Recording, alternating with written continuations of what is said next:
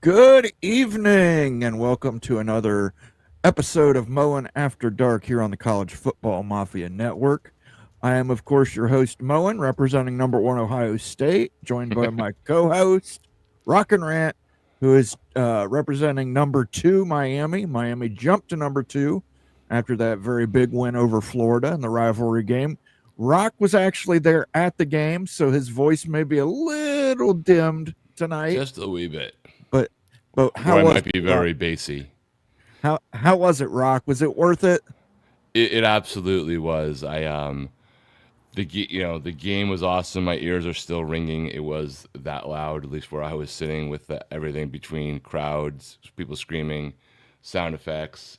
I also got to talk to Ed Ogeron for like 25 minutes the day before. I got to speak to Dennis Erickson for a quick second at this thing I was at. So, and of several players, I won't mention them because they're trying to keep some of that kind of stuff down low. But it was just cool, to talk to 2 national title winning coaches. One of them was nothing to do with Miami at the time, but the game was great. It was certainly had its lulls, but like rivalry games are never go to chalk, right? And I don't know what people who are watching it. It was raining, like it was in the first half, and then towards the end of tailgating time, like it was torrential downpour, and I'm sure that impacted both teams on the field to some degree. You still got to overcome that, and I will be more than thankful to take the victory in whatever way, shape, or form. And with the way the SEC is changing and doing their conference schedules, it's probably a very, very, very long time before Miami and Florida play again in the regular season, like forever, unless maybe if FSU were to become an SEC member, and then they could open up an out of conference P2 slot to ignore Miami for a few more years. So for years and years and years, we will, as a Miami fan, be able to hold this over the Gators. And if you don't know, I do not like the Gators, and I do not like Notre Dame, and I don't mean like I kind of don't like them. I mean like I really, really don't like them. So yeah, you get a week off, and then you've got another huge game though. So yeah, and that one, let's. I'm rooting for the Seminoles to take care of business against Virginia. As I have said before, it's a win-win situation if they're having a rough season. So be it, but I prefer when there's a lot on the line, when both teams can wreck each other's souls. And it has been since, I think, depending upon how the rankings go, it's like 2013, maybe, since the two of them were in the top 10 when this game happened. And since like 2004, that they were both possibly in the top 5, and that's not out of the question for FSU, depending upon this coming weekend. But either way, I just want them to win. I want it to be crazy, and I want to see if ESPN has enough guts to show up in Tallahassee. Yeah, 2013, I think. Was that the year Jameis Winston won it all? I do not remember. It was either that or crab legs or both. Okay. Yes, I remember crab legs. Let's say hello to some people, and we'll talk a little bit of the aftermath of this weekend of college football. Buckshot Kid says, "Oh, hey, Moen," and he said that because I want to highlight this. You were right, Ryan Willie. Fickle and Wisconsin need to part ways. It will be what's best for all the parties involved. It will be. Do you think that Wisconsin, the $22 million, like they can do that? That's the thing. I think I completely agree with that comment. Just like, will they do it? I don't know. I heard a little bit of Ryan's call on Greg's show earlier, and I think he might be right. They may be moving Fickle out and their AD out. So good for them if that's the case. Fickle was a one-year wonder at Cincinnati. His one interim year at OSU wasn't great. He isn't a good coach. He's a good defensive coach. He did win a national championship at Ohio State as a DC. I will say this. His interim season, he had to take over. The cupboard was depleted. Yeah. Obviously, uh, it sucked for him to have Urban Meyer come in and basically kind of step over him and take the job, but Right. he was willing to stick around and be a defensive coordinator, and he allowed it to carry him to Cincinnati, and he did a good job there. But I think they both need it. I think all parties just need to change the scenery there. Yeah, that's that whole scenario. Like I almost forgot the whole Urban Meyer, that whole transition time. It seems so long ago. Look, I hope that Wisconsin is able to get what they want from a coaching perspective for the fan base. So Yeah, and like I said last week, it reminds me a lot of Rich Rod at Michigan. He just came in with big bold plans, and he just didn't have the materials to do it. So Ryan Willie says McIntosh might not have a choice by the end of the year. Season ticket sales down 4,000. Attendance has dropped, and the fire fickle chants will get louder. Yeah, it's that offense is a, no pun intended, it's a train wreck. And usually that's Purdue's motif is trains, but yeah, not good. The front seven defense still look good, but yeah, it's just the offense is terrible. Ryan will watch later. Okay, Ryan, sounds good. Thanks for dropping in here. Conundrum says Matt Campbell to Whiskey, and then he says Matt Campbell to Florida, Matt Campbell to UCLA, maybe to Nebraska too. Hey, Conundrum, maybe you guys should just learn how to beat him. Just a thought. maybe we should just call the 2025-26 coaching carousel the Matt Campbell Memorial Carousel.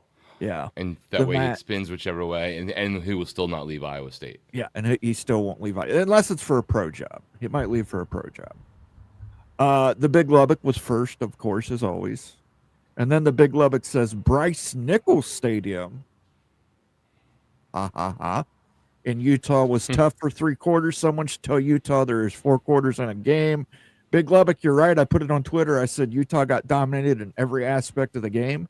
The most successful weapon for Utah was the crowd with the false start penalties on Texas Tech. But other than that, they beat them pillar to post. That wasn't even a competitive game at all. Yeah, I was catching a little bit of that in tailgates, but didn't get to see the whole thing. All I got to really see was just the back and forth craziness of the first half with turnovers, and I was surprised how the final score went out. I actually was starting to watch the full game before we started the show to catch up on it because I'm definitely curious to see how it played out in real time. Yeah, it wasn't interesting. It was one of the games I watched at noon, and it just kind of fell flat. But most of the noon games kind of fell flat for me. Troll grinding cheek clapper. By the way, troll grinding cheek clapper, if you guys did not watch on Friday, we've got a new sounder on the board here for our friend Ute. If you're ever wondering what Ute needs to do, but I can go as deep as you want to. There you go. You can go as deep as you want to. Thank you for that new soundbite, Ute. Much appreciated, sir. Oh my, oh my, oh my. Oh my. And for all the Texas Tech fans, since I got it wrong, I've also got a new Texas Tech sounder, since it sounds like they're going to be around a little while, from one of the all-time greats, Mike Leach. Points more compelling than their fat little girlfriends. Now, their fat little girlfriends have some obvious advantages. For one thing, their fat little girlfriends are telling them what they want to hear, which is how great you are. Of course, Mike Leach, leaving nothing to the imagination. Didn't comment first, but my comment is one of the first 25, just like my 2 Big Ten teams are in the top 25. Still not happy with one of them, though. I don't know if I've jinxed you or blessed you, but I've got Penn State beating Oregon this week. I definitely don't have it going that way. We'll see. We'll see. I mean, look, Dante Moore, he had his struggles this past weekend. So, yes, eventually they did blow out Oregon State, but I don't believe they covered. I believe that's 2 weeks in a row they did not cover the total point spread. Yeah. Do you think the best Penn State quarterback for this season is in State College or in Missouri? That's a good point. Prabula might be the next Penn State quarterback, but Yeah, yeah. Well, we'll see. Listen, I still think I think defensively, very good defense from Penn State. For sure. I think they can edge the Ducks. I don't think it's going to be a blowout. I like Penn State. I like the under in the game. I could easily see that game being like 16-13.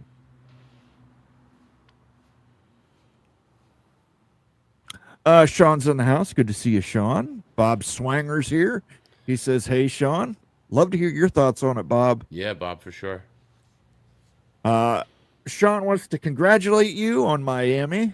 Appreciate it. You know, I was pivotal in that game. There was a moment in the third quarter I was with Flo back, you know, in the watching the game and catching up, and that's when bad things happened. So as soon as I went back to my seat, everything was fixed. Movie Time Blues brings it up. Florida gave a bigger fight for at least 3 quarters, but exhausted towards the end. Yeah, listen, DJ Lagway is not good. He's not a good quarterback. DJ Wrongway, DJ Gagway, DJ Yeah. whichever way Whatever you you want want to call him, he's just not a good quarterback. He might I be don't one know. one day. That day is not now.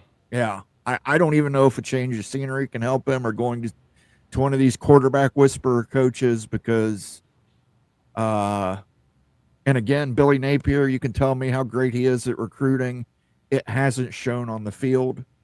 Billy Napier's got to go. Yeah, I mentioned this to Moen before we started. If you look at the blue chip ratio for, you know, the average 4-star, 5-star rankings, you know, percentage of the roster thing that gets published by the CBS Sports guys before the summer, Miami and Florida actually heading into the season both have the same ratio of 64%. Mm-hmm. And That's the coaches were hired the same year. Yeah, that's going to change now that they've lost some games, and Napier's probably on his way out by the end of the season. He should be extended immediately. Yeah, I know. Lee says, "Hello, everyone. Shit gets real this week." Awesome week coming up in games on It paper. is, man. It's an amazing game. I had a tough time picking the 10 games, but I've tried to have a rule where it's like I'm trying to keep, you know, it even and fair and balanced. And outside of, you know, the Texas State game or Florida State, Virginia game this week, there's really not a lot of great games in the ACC. No, it's pretty down week. So, yeah, the ACC, sorry, there's not going to be many ACC games, if any, on our picks this week. Same with G6 schools. Again, sorry, it's just too many good Big Ten and SEC matchups, guys. Illini Ted says showing up incognito like Luke Fickell at his press conference. Man, what the hell happened there? Yeah, you know, that AD came out and said, we got to get our arms around it and support him and just, but like I said, listen, I know Luke Fickell personally, or I've met him several times. I shouldn't say I know him personally, like I'm his best friend, but met him several times. Great guy on a personal level, but I think just change of scenery for everybody would be the best thing. Kyle Quittingham shits his depends with 10 minutes left in the game. Utah hype machine in the pawn shop. Tell us how you really feel. Yeah, really. Wild Ute was on Greg's show earlier. You probably didn't get a chance to hear that, but Wild Ute was out there making friends and winning people over and influencing people within the Big 12. Oh, yeah, he definitely was. The whole state of Utah is all behind the Big 12. That's what I said. Yeah, I told him, man, Ute just loves being the villain, but I'm sure, you know, the comment section, I can't wait to get over there and read his comment section. Troll Grinding Cheek Clapper says, still don't understand how a lot of national championship coaches have coached at USC. So why can't USC get a coach to win a national championship while at SC? Probably talking about Coach O. Yeah, well, they also chose to not, you know, that was an interim one, right? And they chose not to give him the full job. Wasn't he interim for, who was he interim for? Clay Helton? I don't know if it was Clay Hilton. Was it for Lane Kiffin? It might have been. No. Might have I been. don't remember I the don't sequence remember. there. Yeah. I remember Pete Carroll. Coy says Illini Ted, bad loss for us, bud. No bueno. No kidding. That's a kind way of putting it. That is very kind way of putting it. It was in a lot of states, Indiana would be in prison right now for assault. I would say it was a beautiful night there in Bloomington, Indiana. And it's unfortunate that Illinois didn't show up there because, God bless it. I mean, Buzzsaw was the only thing I could think of, man. It was just like running through a buzzsaw. And they ran through them like, shit through a baby. I mean, it was just like, I mean, Illinois, I talked up their defense all Friday, and I've seen high school defenses do a better job. I mean, everybody said that Kurt Signetti was a one-year wonder, but bullshit. I put it on Twitter. It's like, I never thought I would say this, but thank God Ohio State doesn't play Indiana this year.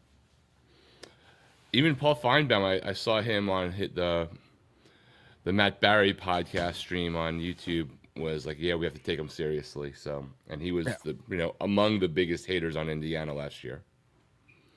Well, don't worry. I'm sure if Indiana prevents the SEC from getting a fourth team in this year, he'll still be pissy about them. Signetti must be the happiest man this weekend. He just doesn't show up. Boy, Signetti, it's interesting they use like the Marlboro cigarette label to talk about him because that man has no filter. It's like literally, well, how did you figure out how to? And he's like, I just watched the Duke game. They couldn't defend they couldn't protect their quarterback, so we just rushed them. And it's like, man, okay. I mean, just no sugarcoating it. He has more built-in resentment for taking so long to get a power forward job than anyone I could ever remember. And he's going to be, I might not be here for 25 years, but I'm going to compress all of my vitriol into the time I have. Conundrum says first and last ever Fox Big Noon kickoff in Salt Lake City. Well, if USC gets their way and they get Utah in the Big Ten, I'm sure Ohio State or Michigan will have to go there at some point, and there'll be a Big Noon kickoff there. Was there something that happened there, or just the fact that the game was bad? It was bad. It was, it wasn't like, man, it's just, I underestimated Texas Tech. I thought Kyle Whittingham, I said it on Friday, I thought Kyle Whittingham's coaching was better than Joey McGuire's coaching. But it turns out that don't matter if you ain't got the dudes. And Texas Tech, always Joe's before the O's. Yes, and Texas Tech has the dudes. And the offensive line, the much heralded offensive line of Utah, they looked like toddlers getting pushed around out there by Texas Tech's defensive front. Wait, so in fact, the best U offensive line is actually the U, not the W? Probably. Just, hopefully you guys don't have to play Texas Tech. Line of Ted, it didn't help with us not having most of our starting DBs. Brother, you could have had every starting DB. You could have had your starting DBs from the NFL. I've never. Indiana just literally went in Texas Chainsaw Massacre style, baby. That's all it was, just running through and slashing and gutting and scoring points. Congratulations to Indiana. They screwed up one of my parlays. I had Illinois picked with the spread, but congratulations, they did hit the over. Indiana hit it by themselves.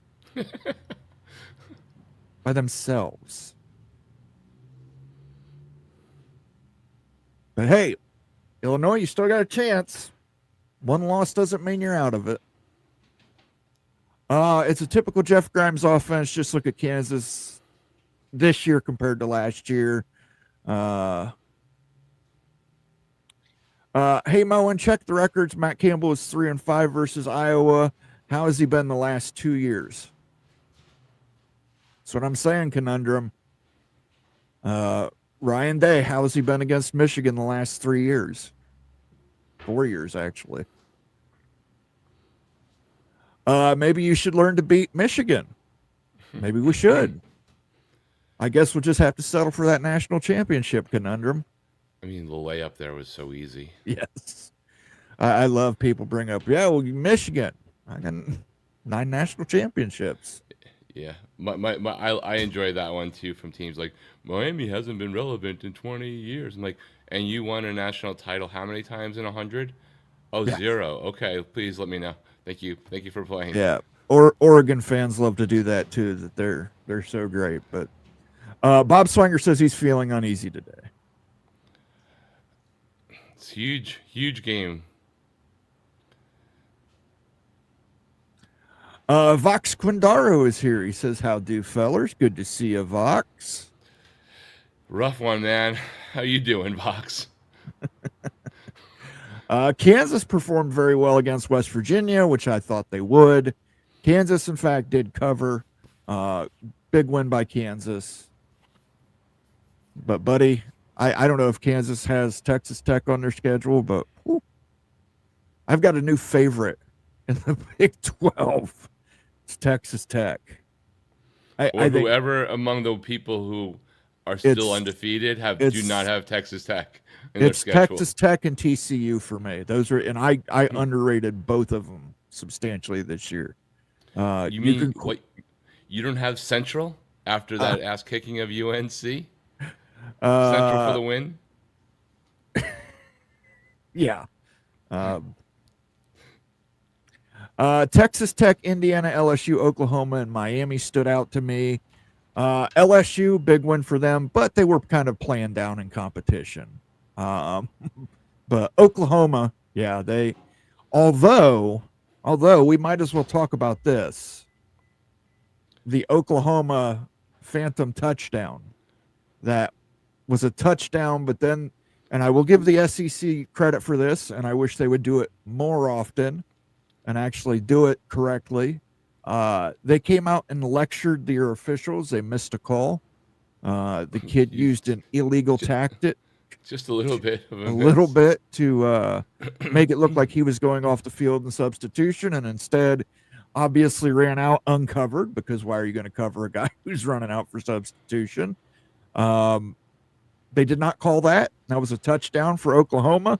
Oklahoma, as a matter of fact, ended up winning that game, and a lot of people who had it in sports books got that game pushed as a result.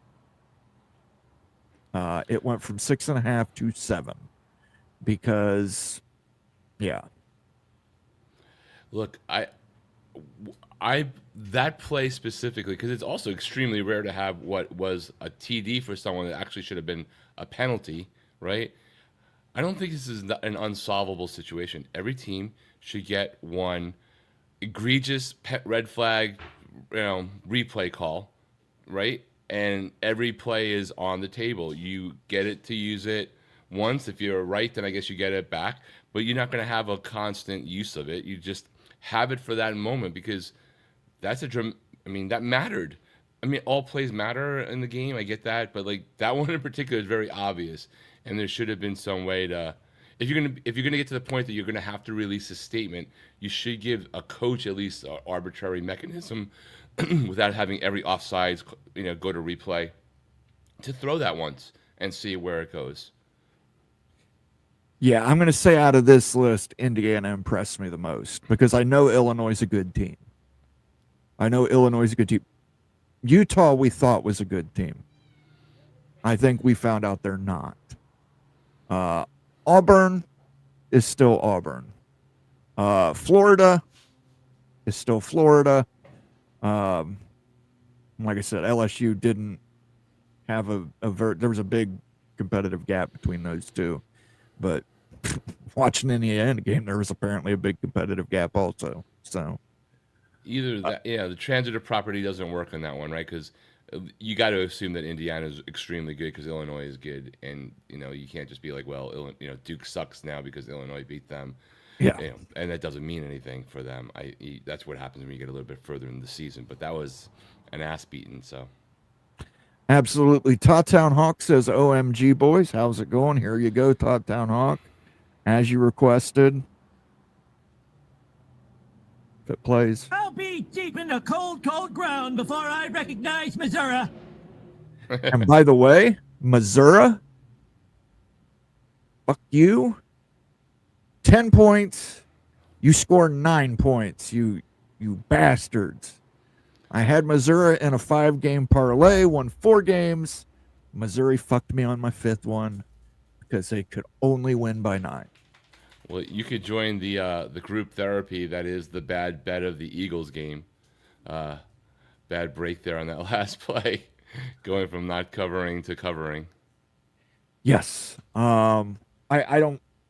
I generally don't bet on NFL, but I did this week just because to try and recoup some losses. But yeah, I had Jalen Hurts scoring a touchdown, and he apparently did score a touchdown. So that's all I care about the Eagles. Hashtag tarmacked. Can you really be tarmacked if you're at your own home, though? That's the thing. Maybe stop him before he gets on the bus. Maybe tell him not to leave the athletic center. Did anyone else see Arch taunting the Sam Houston defensive player? What a lawn turd. Yeah, isn't it funny how great Arch Manning is when he plays against FCS opponents? Yeah, I mean, I saw the picture. I didn't see the whole scene, but I'm aware of the shot. I don't know if it's out of context or completely in context. Steve Moser says Hum is better than REO's Speedwagon. I only know Hum is the one who did the song in the 90s. Da, da, da, da, da, da, da. She's out back counting stars. So is there a connection why we're comparing those? I have no bands? idea. But I do know one Hum song, and I know like 3 REO Speedwagons. So, I don't know. Steve Moser's a comedian, so maybe he can explain that joke.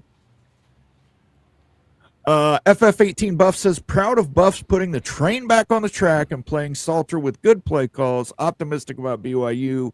We'll be there in person. New Ralphie ran really hard. Has been Buck 99, great William Shatner album. Guess big expansion odds: Kansas, Utah, Stanford, Cal. Well, I think you have them in the right order. I tend to, I would flip Cal and Stanford. I would put Cal up in front of Stanford because it's a public university. But I think among those 4 teams, if I'm guessing those 4 teams, Kansas, because Iowa really likes Kansas and Iowa has some sway. Utah, because apparently for some reason USC likes Utah. I don't know. I tried figuring it out on Friday. We couldn't figure it out. Cal, I mentioned this in another comment from Friday's show. I wonder if getting Utah in is more about keeping Cal out for USC. That's interesting. I mean, Cal probably should get bumped down for like getting everybody to believe in them, or start to with JKS and then putting up 0 against San Diego State. I don't even know how to have predicted that one. Yeah, well, that was another parlay buster for me. Thank you, Cal. Kansas at Lubbock on October 11th. We're reinforcing our helmets and cups. Okay. Thank you for the super chat, by the way, Has Been. I don't know who you're a fan of, so we'll find a television sounder for you. Thought this is America. Arresting me for what? I'm not allowed to stand up for myself? I thought this was America. Huh? Isn't this America? I'm sorry, I thought this was America. I think there was a lot of Utah fans on Saturday who were doing that.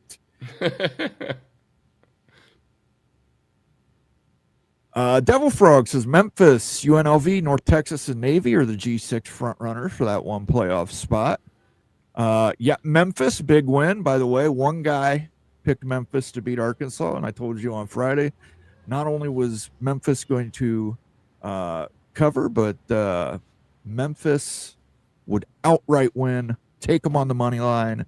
They won. I hit them on the money line, and then Missouri fucked me. As they will do. As Missouri is known to do. I cannot wait for the whiteout in Happy Valley. Elite environment. Yeah. That's holy hell. The split screen on Saturday of next weekend. It's gonna be crazy. I think Alabama Georgia is going to be more of a game than some people think. Everyone dunked on Alabama to start the season because they were surprised about the FSU result, and I think each week it looks like maybe FSU is better, and Alabama has been pretty good even with their cupcakes since. So it was a good weekend because Nebraska lost with Timu Mahomes, not able to beat Dr. Underwood. Yeah, Fergie is not a Nebraska fan. I explained to him in our group chat that he needed to tread lightly when he was rooting for Michigan around me. It's unacceptable behavior, no matter who they're playing. I don't care if they are playing Nebraska, Fergie. Steve Moser says, I bet Utah will still be above average, 8-4 or 9-3. Well, we'll see what their quote unquote culture is within that team, right? Because when you're highly ranked and moving up and you have that kind of loss, like, it's going to tell us a lot about that team when things they've lost control of what their destination is for the season. It doesn't mean they won't come back, doesn't mean something won't happen at Texas Tech along the way, but that was pretty resounding. Clint Moses adds, who's your daddy? I guess he's rooting for Indiana now. But speaking of which, talking about old coaches, Dabo Swinney loses another one. I mean, it must be God's plan. Well, I mean, we got to talk about this. 1-3.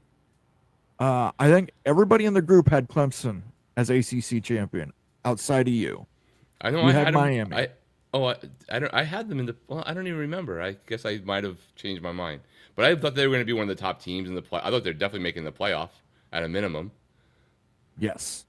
Another loss at home.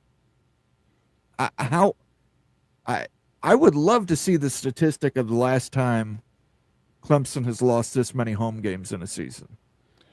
Well, this is the first 1-3 start for Dabo since he took over. The second stat I do not know. And listening to outside of us Yahoos picking Clemson in various forms, that was pretty wide out there. It wasn't like Miami was splitting the votes with Clemson for the predictions from the writers and everybody else. It was mainly Clemson almost consensus for the ACC from all the talking heads, beat reporters, national reporters. That was where the chalk was. In mock drafts, they started this season, and they might still. Who the hell knows? It might just be talent not coalescing. But there were 5 likely first-round draft picks on that team, which is why they got the rankings that they did.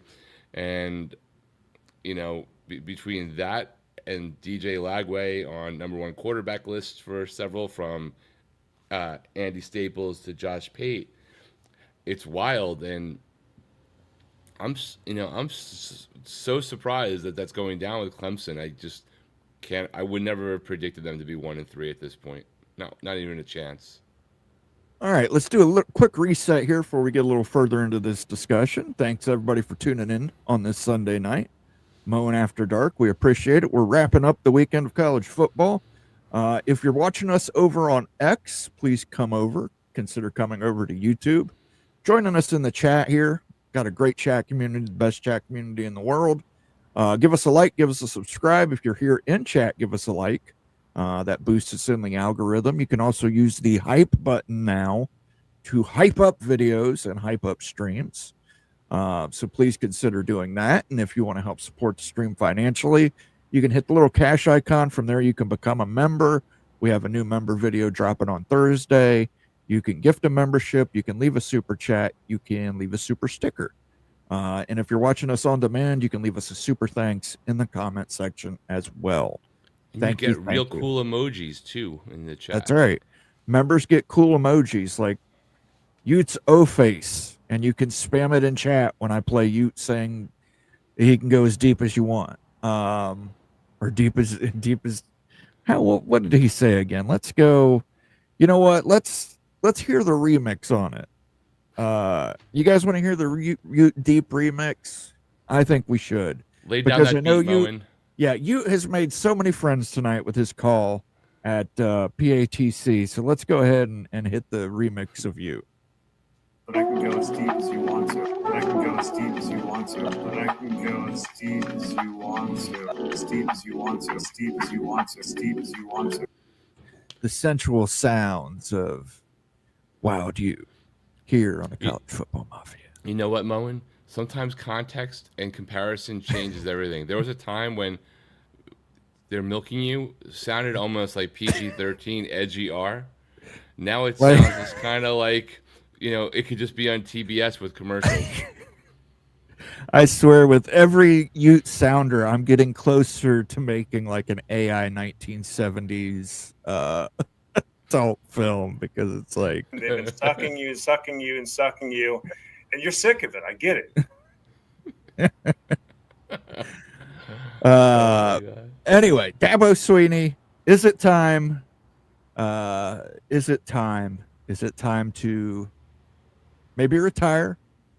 Dabo Sweeney, Mike Gundy, Kyle Whittingham, a lot of these guys, great coaches, done fantastic jobs for the program, but maybe it's passed them by. Well, Dabo's not going to retire. He's only 55, and he said as much. But I don't know whether, and he's not going to get fired. He's a statue guy, and he didn't have like kids, get abused under his watch. So he's not, and he hasn't had a lot of, years of sucking things so bad that they had to figure it out, like they had to figure it out for Gundy. He would be definitely a resign kind of situation. But we'll see. I mean, his press conference earlier this week when he talked about if you're tired of winning, I could go coach somewhere else. It seems like he might be tired of winning this year. And the question is, like, they have the talent on paper, so what's going on? Why is it not coming together? Even if he didn't get more people from the portal, they still have enough talent to not be 1-3. Absolutely. I mean, there was a reason people picked them to win the ACC this year. Correct. We didn't just throw it. They were a very good team coming out of the stretch last season. Did okay in the playoff. They didn't do fantastic, but they did better than a lot of teams in the playoff did. So and they did better than 120 some other teams that weren't there, right? Yes, incredible ACC championship game last year. Driving down there with like 13 seconds left to get a 56-yard field goal to win the game. But listen, Dabo Sweeney's only 55. That man looks like he is 72. He is getting older every week, or he's looking older every week. And I'm sure some of this, when he snapped back in that presser, he's probably tired of hearing it. I'm sure. But if you're tired of hearing it, then you can stop that. You know what I mean? You can go out there and win. He said, "Are you tired of winning?" Well, clearly he's tired of it, because he has only done it once this year, and he's lost 2 home games. And his team looked terrible against Troy. Yeah, they struggled against the one game they did win. Yeah. Okay, so I don't know. Like, I just don't understand what is going on there, and clearly he doesn't, or else they wouldn't be in the predicament that they're in. And I'm not saying he's not a good coach. I think he's a good coach. And you're probably right. They probably won't fire him. They probably will want to do what like Texas did to Mac Brown. Just kind of push him out the door. Right. Or maybe he decides he just needs a change of scenery. It's not his, alma mater, right? And he does like the 1-year boomerang into the press corps and then waits for the spot. But this is probably going to be one of the best years to be in the coaching pool, right? We already have 2, but there's likely to be as many as 10 to 15 programs looking for a head coach this year, of which several of them could be very prominent. Yeah, definitely. Okay, talked about Dabo, Mike Gundy. I mean, they lost to Tulsa. Let's go. You know, it's one thing to get blown out by Oregon, who was a number 1 overall seed last year, blue chip ratio off the charts, but you're losing games to Tulsa. You can't be in the state of Oklahoma the 3rd team in a 2-team state. Yes. You can't. And I don't know if there's a mullet moving van lines anywhere near the state, but I'm sure someone wants him to go packing. And I guess the question is, how do they handle? It seems like everyone has coalesced around it's going to happen. It's just the method. Do they give him can he handle being given the half graceful exit, resign, tell everyone in advance, make it an appreciation for the fact that you are also a statue guy? Yes. For Oklahoma State, right? Being real about it. Can he handle that and go out with that grace? Does he want to coach again? Is he willing to go somewhere else, lower level? Maybe he just needs a change of scenery. But, man, used to be business in the front and party in the back, and now there's just nothing but what the hell was that? I think he'd be great if he transitioned to the media. He's an entertaining guy. We all remember the "you come to me, I'm a man" speech. But yeah, listen, you're Oklahoma State. You got to do something. I mean, do you just give him this year? You just say, hey, here's a gimme, and we'll hope for better next year? Or I know he's brought out NIL before, but this is clearly not just an NIL issue at Oklahoma State. This is he's lost some of the kids in this program. Well, don't you think they gave him a gimme year last year when they basically fired every coach he had and redid it? Like, wasn't last year his gimme year, or this is his gimme year off of that gimme year? Like, do something, make it better or not? And all he's done is made it worse, right? I mean, 2 years ago, were they not in a Big 12 championship game against Texas? Yeah, I mean, I agree with you. I think you would have to hope that they would come to some agreement where all parties would be happy, or at least not bickering at each other after the fact. But and I could be wrong. I don't think it's a matter of his buyout going down. I think it's $15 million this year, and if he gets let go next year, it's $15 million.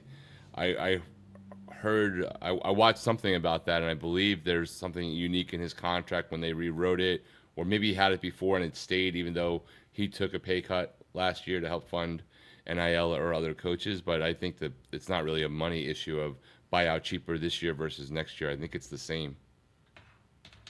Okay. Someone can confirm or correct me if I'm wrong on that. That's just what I heard on one of the more national podcasts. Speaking of polls, we mentioned it at the beginning of the show. Miami jumps to number 2 in the poll. Oklahoma returns to the top 10. Congratulations to Miami. This is the highest they've been ranked in what? I think that I can't remember how high Miami peaked in 2017. That's what I was going to say, the Mark Richt year. There was a moment that Miami was up high, and I don't know if I don't remember if Miami went to number 1 for like a week and then blew it, or was like right in the top zone. But it's definitely been a minute for sure. You know, that would be the last time I was anywhere close to this. And Miami did not jump in the coaches poll. There's still 6. So it's interesting, the dichotomy there. But I think the AP poll, right or wrong, probably is more accurate and more chance that people have watched games. And I don't really care ultimately. But if you're going to compare Miami to LSU, you have one common opponent, and there's a result on the field that you can compare pretty easily, even though both won. LSU, absolutely LSU. True, and both of them they were home games, so you can't say it was. Yeah, And Florida had 5 turnovers, and LSU still only put up 13 points on offense. It was a 20-10 game, but part of that was not from offense. So we talked about this a little earlier. Indiana crushes number 9 Illinois. They jumped up 8 spots in the polls. Indiana is now number 11. Michael Smith. Oh, boy, that Notre Dame fan. I just love to troll you, Rock. it's okay. Good. Congratulations on that amazing victory, and you guys were tremendous victory against Texas A&M. Great job. Highest they've been ranked since they won the ACC. It's awesome when somebody's not even in a conference is trolling about not getting conference championships. Well, to be fair, if you're a Notre Dame fan, you can troll the ACC. Because you own it. You you can't own really it, troll what right. you own. Like, that's like abusing your kids. Jim Did Phillips give permission? Yeah. This is what But I can go as deep as you want to. that's what Jim Phillips is telling the AD at Notre Dame right now. Either Go that as or the deep thank as you, you sir, want may to. have another. Yes, from go Animal as House. deep as you want to, sir. So yes, they can. FF18 Buff says Roger Moen just need them once per year if they're playing the Huskers. We'll never root for them against any other opponent. They do not know how to defend Hail Marys.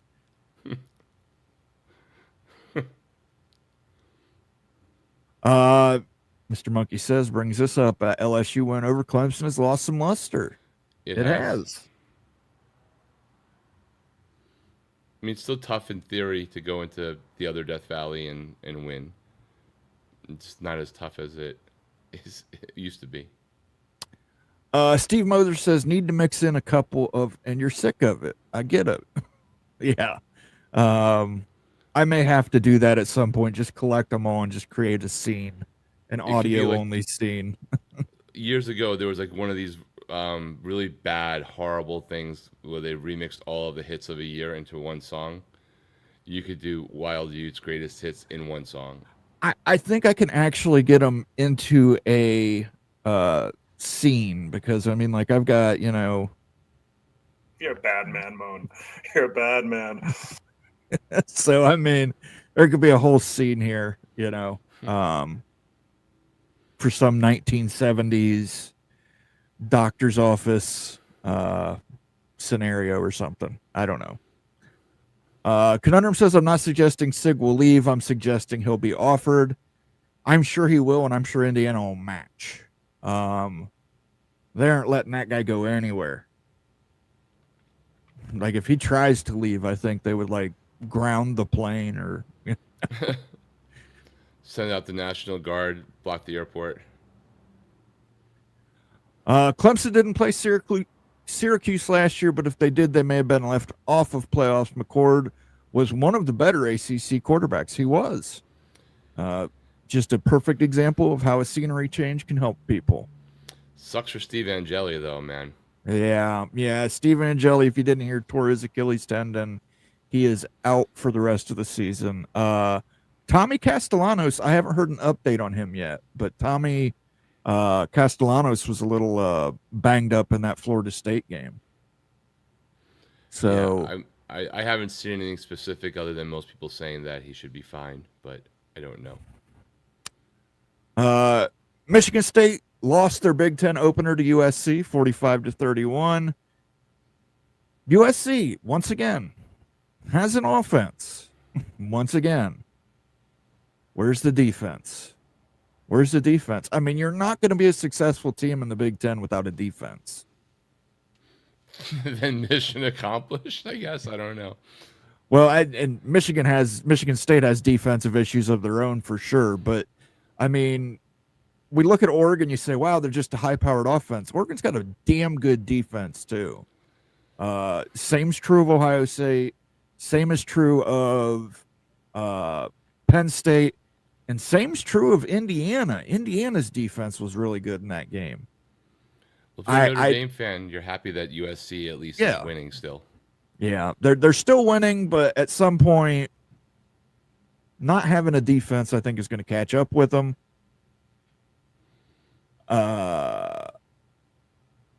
We talked about Tommy Castellanos. We talked about the blue chip ratio a little bit. I will post this in chat if anybody wants to see this, to see just how many recruits Florida has.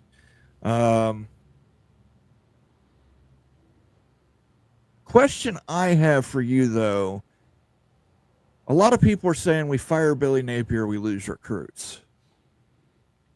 Okay, but is it worth it? Because UCLA's had decommitments, Virginia Tech's had decommitments since the firing of their head coach. You're gonna have decommitments anyway. Either way, right? Right. You might as well just rip the Band-Aid off. You think that recruits don't know that he's on the hot seat?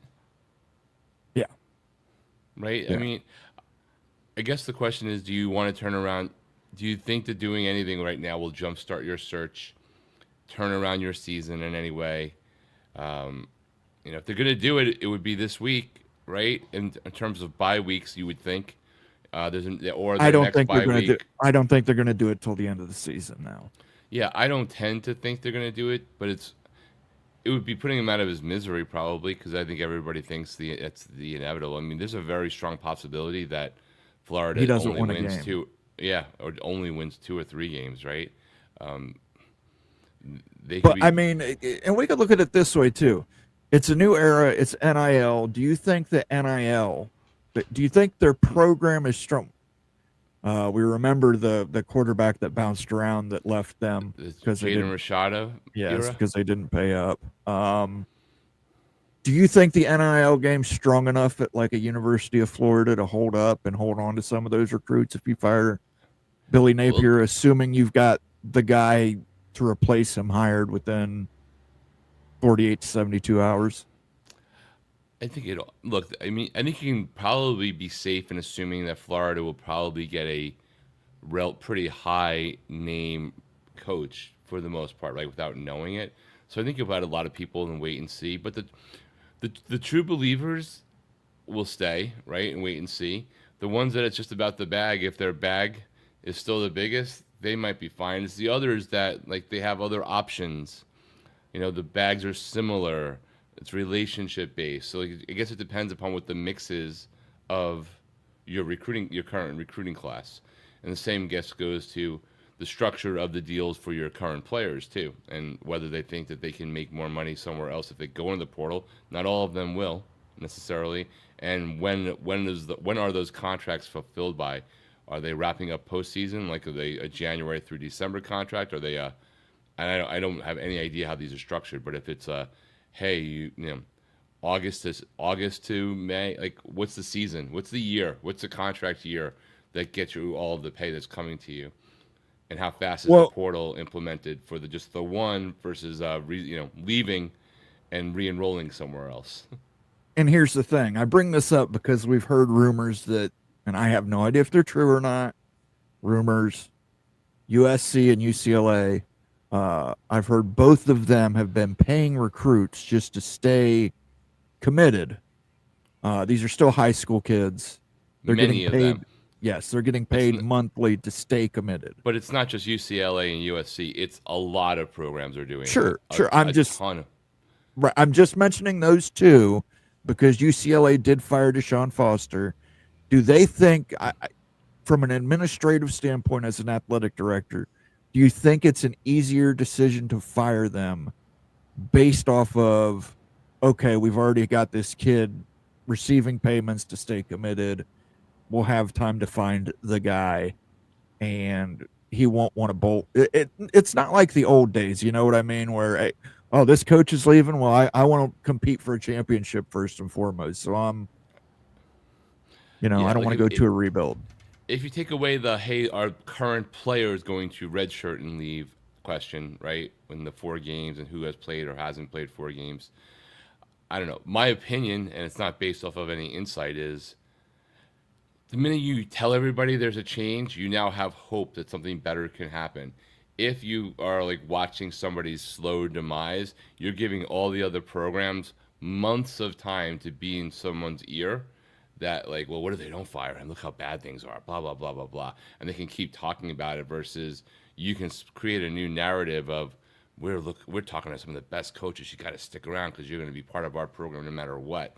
And we're making changes to match it, right? I think there's a more of a glass half full narrative about the promise of the future versus like 2 more months of the drumbeat of hot seat. Is he going to get fired? When is he going to get fired? Who's going to replace him? Versus just we're moving on and we're going to replace him. And wow, rumors are like, who are they talking to? Signetti would probably be most likely to want a West Virginia or Pitt opening. He definitely has a soft spot for those schools that his father coached at. I'm going to disagree with you on this, Illini, Ted, because those are not Power 2 schools. I was going to say, yeah, same thing. In theory, but unless it was a non-Power 2 school that is extremely likely to land somewhere, if you had an allegiance to North Carolina and wanted to follow a failed Bill Belichick, Jordan Hudson era, he doesn't. I don't know that he would take that risk.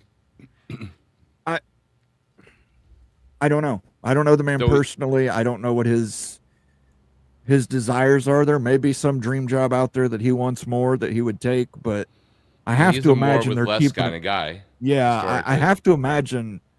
And it was nice. I mean, listen, I've watched Indiana struggle for years and years and years. It's nice to see general fan enthusiasm in Bloomington.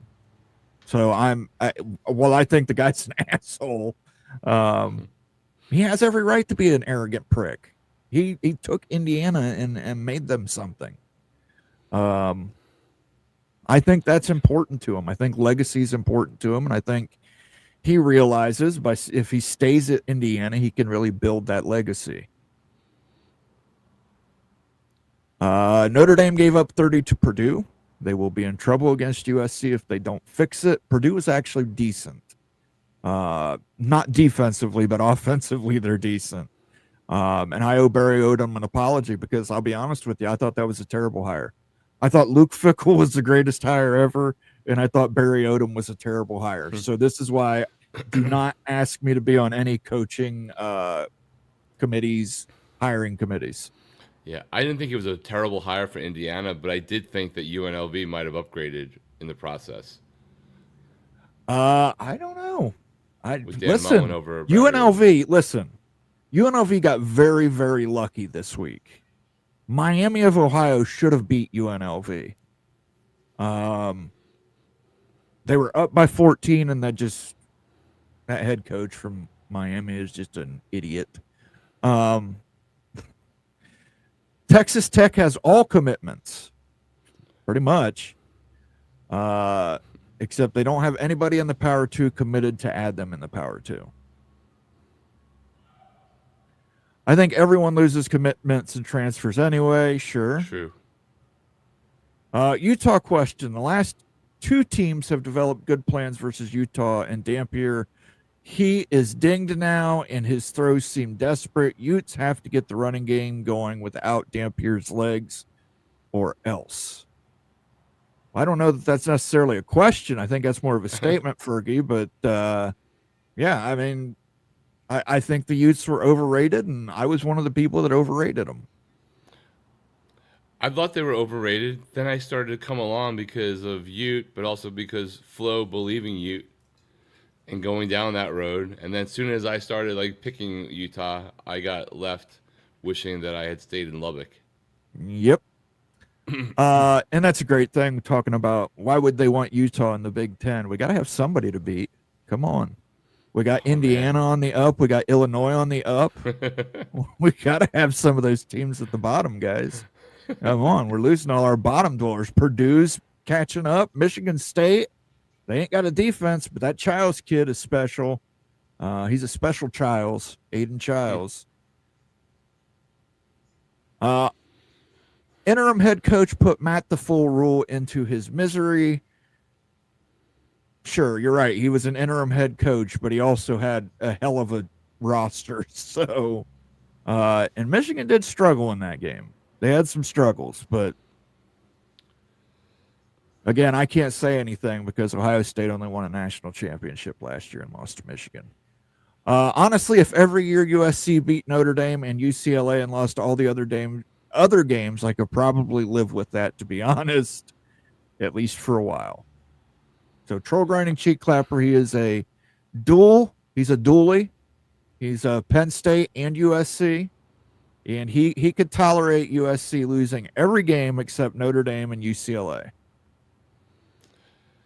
I feel that, I think I could handle that if it was a Florida and Notre Dame thing and at FSU there, but only for so long, because you want to have fun 12 times a year, at least have the potential. Nebraska Steve says Nebraska's O-line is not as strong as I expected them to be. Dylan Raiola got sacked 7 times by Michigan. I suppose Nebraska's passing attack shall be limited to dink and dunk.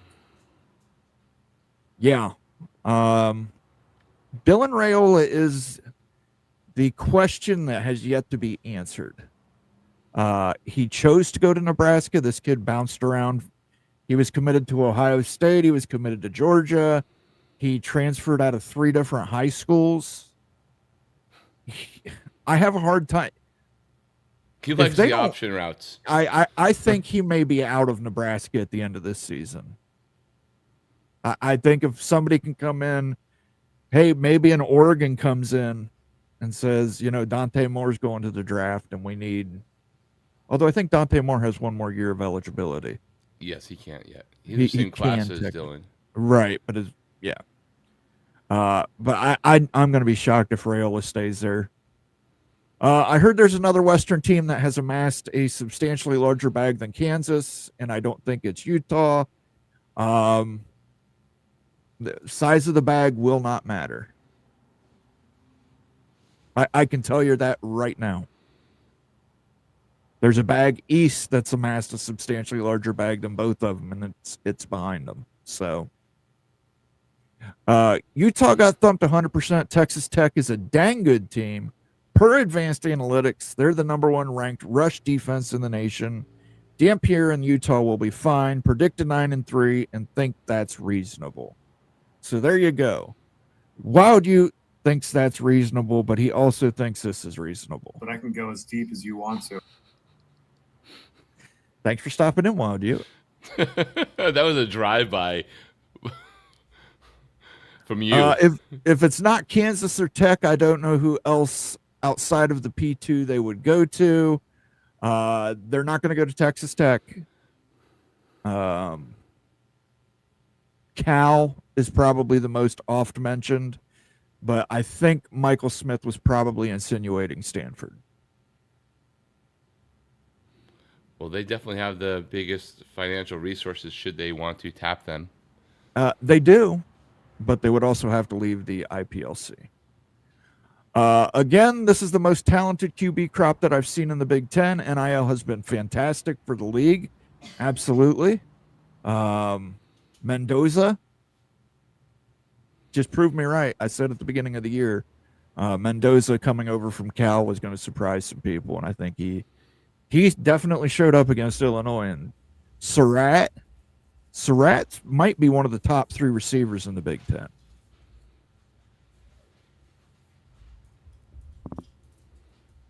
Not sure how convincing it would be if UCLA recruit is told that their AD is talking to a lot of great coaches.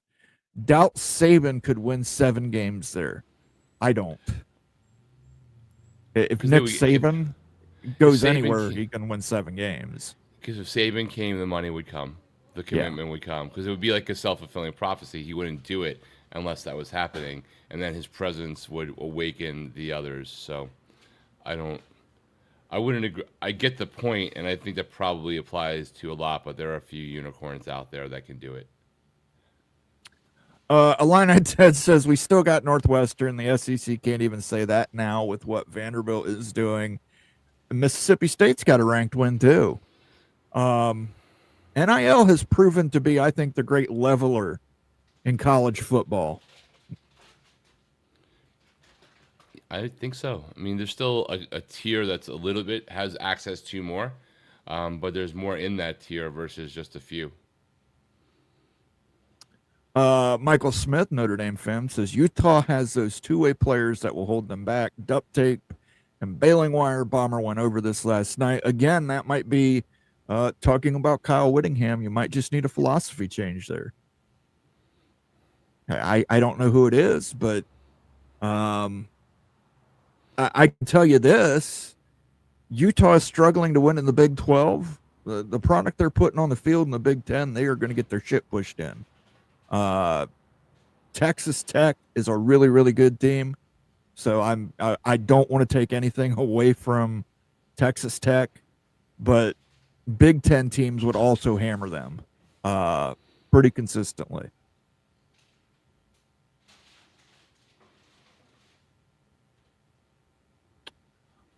Architect says, I like Dylan's game. He made some incredible throws when given time. That Michigan defensive line is vicious. Yes, Michigan's got a fantastic defense, and I hate to say that. Shout out to Iowa for investing NIL money on an offense. Got He didn't say how much money. Yeah. They did bring in Gronowski from North Dakota State. Miami had a full stadium on Saturday. It was nice to see. Miami's a big game, a big event town. That's the way it is. If not, you're going to do something else. And if they have a crappy product, it's going to be that way. But even Bethune drew over 50,000. People always forget Miami's undergrads is like 13,000 people. I'm happy to see Scott Frost outcoach Bill Belichick. I suppose UCF special teams perform their assigned tasks as expected by Scott Frost, who had the misfortune of weak special teams at Nebraska. Listen, Scott Frost, if it's positive, he'll take full responsibility for it. If it's negative, it's on his players.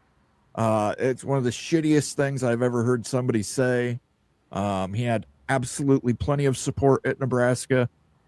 He just couldn't get it done in the big leagues. Sorry, Scott, you couldn't. Know who needs to get poached, though? I assume you saw it. The UCF social media person needs to get poached and get a P2 invite for the trolling of Bill Belichick post. Did you see that, Moen? I did not see that one. They basically did, the picture of Bill with Jordan Hudson where he's got her like balanced on the beach on his legs. Yes. They put their mascot with a W.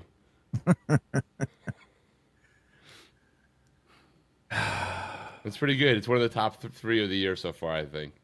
Bomber just doesn't like Utah. No kidding. No kidding. There is a healthy, disrespectful rivalry there in Utah between BYU and the University of Utah. And apparently that extends into the Big 12 as well.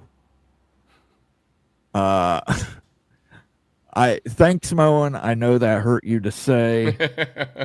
You know what I'm going to play. You know what I'm going to play, Amazing Blue. But I can go as deep as you want to. That's a defensive tackle for Michigan when facing off against an Ohio State lineman. And then we've got Expedition Greg saying, go Buckeyes. I agree, Greg. Going to be a good game this week. Washington, I put it on Greg's show. I think this is Big Ten Classic versus New Big Ten. Pacific Northwest schools. Ohio State's traveling out to Washington. Wish I could afford to go there. I would love to go see Washington. Love to see Autzen at some point as well. And then you've got Oregon. Whiteout conditions at Happy Valley. I think that's going to be the game. That's going to be a contender, I think, for a game of the season. But we'll see. Let's see. A full Miami Dolphins stadium? Who cares? I literally don't give a shit. I love when people do this one. I don't care. Well, if you listen to Mark Coyle, now, Mark Coyle is the AD at Minnesota, for those who don't know. Greg did a whole show on this today. Apparently, he told a reporter that expansion was going to happen in 2 days to 2 years, which is, a very precise measurement there. Thank you, Mark. In the history of the universe, it's micro precise. Yes. Yeah. Well, yes. Technically, we're talking about eons of time. Yes, of course. But in realignment, going, well, it could happen 2 days from now or 2 years from now. Can we just narrow it down a little bit? That makes you question if the Big Ten hasn't just figured out what they're going to do, and if the SEC hasn't figured out what they're going to do. I stopped paying attention because Miami's going to the G256, according to everybody. That's true. So it doesn't matter. We're out of it. Everybody else has passed us by. So we're just gonna take the number 2 ranking. And I told Mario to close the programs, just even despite it. And Mario listens to him. Obviously, it's Rock and Rant. But here's the point the reason I bring that up, because people have been asking me about it on Twitter and whatnot. Do you think this bodes well for Miami? You're a Miami fan. Do you think 2-year time frame fits what Miami can afford and what Miami wants to do? Miami could afford to do it tomorrow if necessary. So they have to wait 2 days. Oh, that's right. Sorry. In 48 hours, Miami could afford to do it if that's what it took. They could certainly do it. It would be the timing would be good because they'll show the ratings of this game. In 2 weeks, it would be good, right after Florida State and Miami play for both of those programs. I guess it really depends. All of the speculation, it almost doesn't matter about who's jockeying for what until you know what the final amount of invites have reservations at the table, right? Is the Big Ten a 20, 22, or 24? Because every calculation, the earlier odds there, and I'm just going because I'm sort of mentally exhausted, not about the whole realignment thing, but about where if mine is the hottest candidate to they have no chance now because of X. I just want to enjoy this season, but I'm interested about everybody else. I'm just taking the fatalistic thing of somehow Miami will get left out, and therefore anything positive is an upside. The Big Lubbock says he doesn't like Utah either.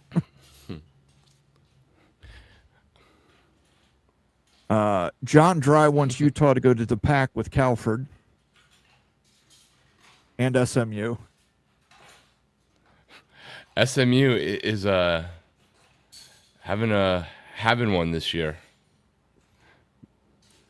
They got that Iron Skillet back at TCU, though. I will say this. I think Hoover throws a really pretty ball. Hey, Rock, who is the next Miami QB after Beck? Is he on the roster or is it back to the portal?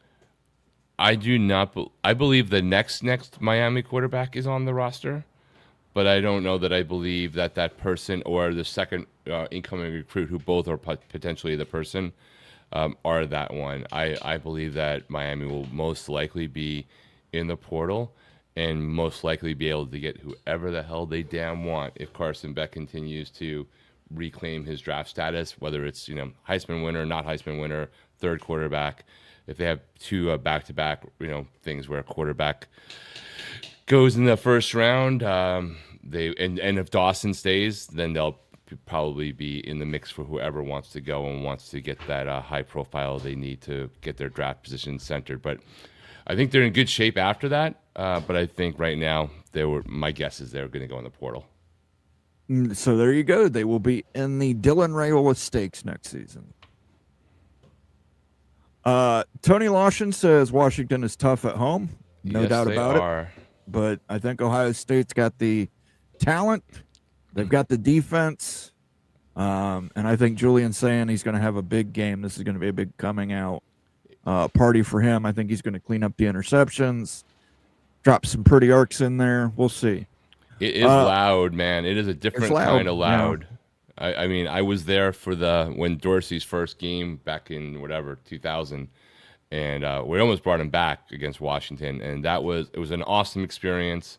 Great place to see a game, and it is definitely louder than you would expect because of just how open it is, but the architecture, and the crowd combined will present a challenge for anybody.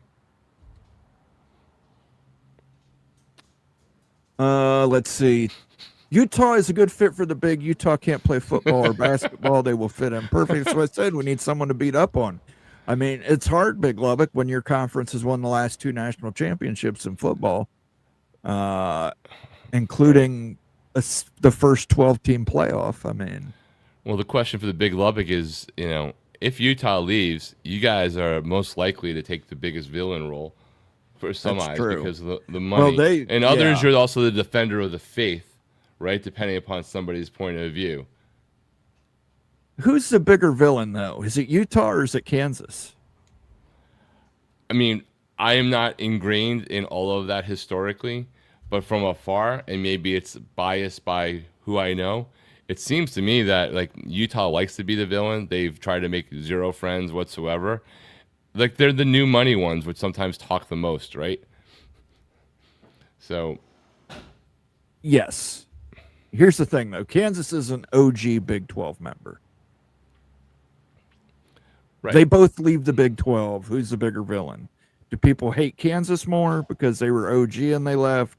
Or do people hate Utah more just because they'll hate in that scenario. They'll probably hate Kansas more because it has more. Okay. It's like UNC leaving the ACC. Yes. For those who care about the ACC, like Miami fans, Clemson fans. I don't know about Clemson fans. FSU fans, they could care less about North Carolina defending the ACC. The Big Lubbock says Utah has yet to win a Big 12 game at home. I'm going to go through some power here, and we're going to do our last call, guys. Miami is packing its bags. They're Big Ten bound. Mr. Ed says October 4th, Mr. Ed will be attending the Texas Tech versus Houston game. Hopefully, Houston will beat Oregon State in Corvallis this week. I hope Houston keeps it close. Well, good news is I don't think Oregon State's very good, so you've probably got a shot, Mr. Ed. I don't think it matters if you're winning or losing. Look at USC. Nebraska Steve says Miami and Georgia Tech to the big. Stormy Cyclone gets in here late. Says, hi, guys. Good to see you, Stormy Cyclone. Glad you could join us. Underrated Iowa State Cyclones. Iowa State, they've got a big game this week. They do. And we will be picking that game. ASU would be better than Utah, but who knows anymore.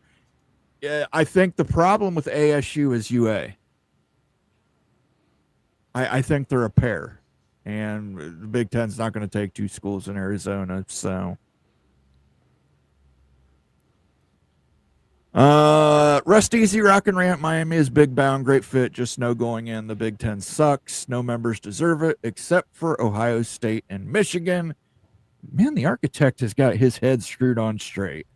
That is just a straight shooter. He knows what he's talking about.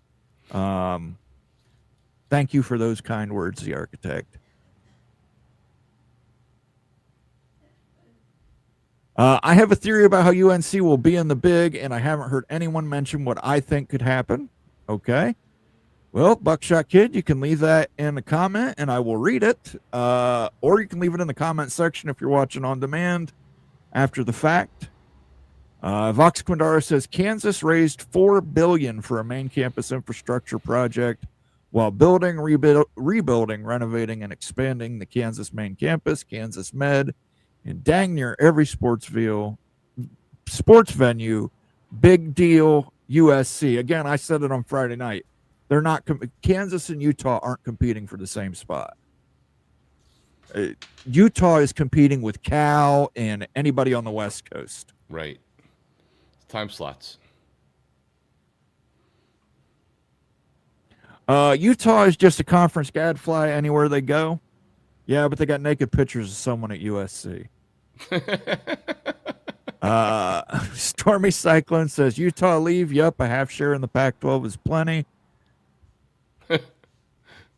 Hopefully Miami doesn't get the 1 a.m. games like USC. Hey, Miami had essentially a 10 p.m. game for them when they went to Cal last year because it started so late. That's true.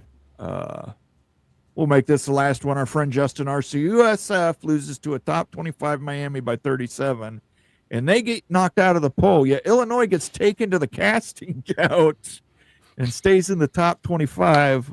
What's up with that? But I can go as deep as you want to. Wow, Justin, are you certainly put that listen, the AP poll. I talked about it last week. I don't understand how a winless Notre Dame team remained in the AP poll. Yeah, if you're looking for consistency and approach, the AP poll is not likely to give you any degree of satisfaction. Like your point is 100% valid. I don't know if they're just devaluing the Florida victory now as well. Like, I don't know. It doesn't make any sense, Justin. I will say that I've been doing a top 25 with Flo on College Football Express, and it is really freaking hard to do it if you're trying to do it legit and think about each week and without missing a team. But that one I can't really explain the inconsistency there. I can't. Got nothing for you other than sympathy. Yeah, and it just honestly, I would give you sympathy too, Justin R, but it would come across as phony because I got number one team in America, All right, let's do our last call. What do you got for your last call this week, Rock? Just getting ready for what will be, I think, one of the best weekends of the season in college football. I'm going out on a limb. I'm taking Alabama and Georgia game straight out to win that game, which I think will probably go against some things. And I'm looking forward to FSU. Like, I am legitimately rooting for FSU to not blow it this weekend because I want all the drama of a high-ranked game, and I'm super focused on the games right now and not the drama around the business, though it's still interesting and you can't look away. It's like a train wreck. Anytime there's new news, you kind of have to see it. Absolutely. As always, you guys make sure that you follow Rock and Rant on Twitter at Rock and Rant. And also make sure you follow at CFB, the letter X, PRESS. That's on YouTube and Twitter. Make sure you give them a follow on both. Subscribe on YouTube. Hype them up. Give them likes. Go over there and check out their videos. They do great programming over there. And him and Flo and the General, I'm sure they're going to have a great show this week. Slapping each other on the back. So my last call is realignment. Realignment never changes. That's so true. Just like they say in that Fallout video, but certainly realignment never changes. And tune in on Thursday for that members only video. Building with big blocks is what it's going to be called. It's going to be revolve around the blocks in the Big Ten, the horse trading that's going to go on, who's going to get what, and why someone's going to be happy, or why everybody's going to be happy potentially within the next 2 days to 2 years. Just as a programming reminder, Tuesday, Bombers Blitz will be on the air at 8 p.m. Check that out. That's a call-in show with Bomber. He will be taking your phone calls. It will be a good time. Wednesday is the take, but please follow us on Twitter. Becky's unavailable this week, and I don't know if I'm going to be available this week, so we may delay it this week.